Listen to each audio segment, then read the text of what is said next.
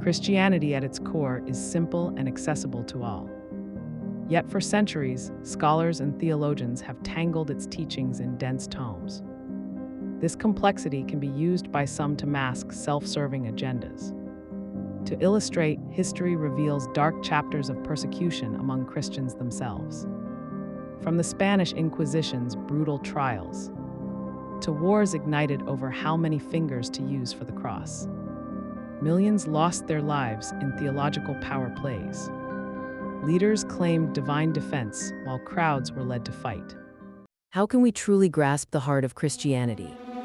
I've found a learning method from my days as a tech CEO. Technology is intricate, every detail matters. My secret: master the core principles before diving into the specifics. Jumping straight into details would have cost me countless wasted hours. Instead, I absorbed the big picture rules first, then tackled details where needed. Understanding the fundamentals is the key to seeing how all the pieces fit. Let's explore Christianity's core principles. First, the Old Testament is a guide for life before Christ's sacrifice. It blends creation narrative and Jewish history, teaching obedience to God's laws. Second, the New Testament is a universal guide for life after atonement, fulfilling and extending the Old with Christ's grace. It doesn't replace the Old, but updates it for the New Covenant. Third, God is perfect, humanity is imperfect. The imperfect cannot stand in God's presence. So God became man, lived a flawless life, and offered himself in sacrifice. He died, rose again, and opened the path to redemption. Fourth principle: God took human form as Jesus, offering new guidance for life after atonement.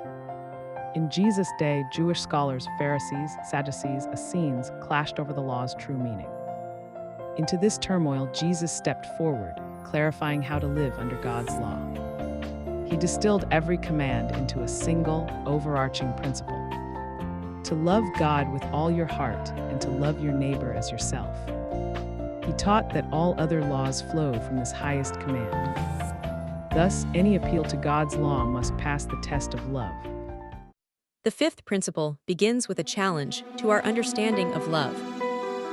Jesus defines love not by emotions alone, but by sacrificial deeds. True love demands action over mere feeling.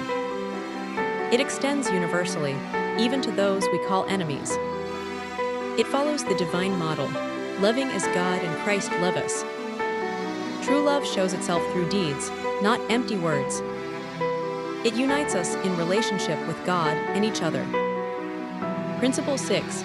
Christ's sacrifice is universal, offered to anyone who accepts it. Over time, people twisted Christianity to serve abuse, greed, and harsh authority.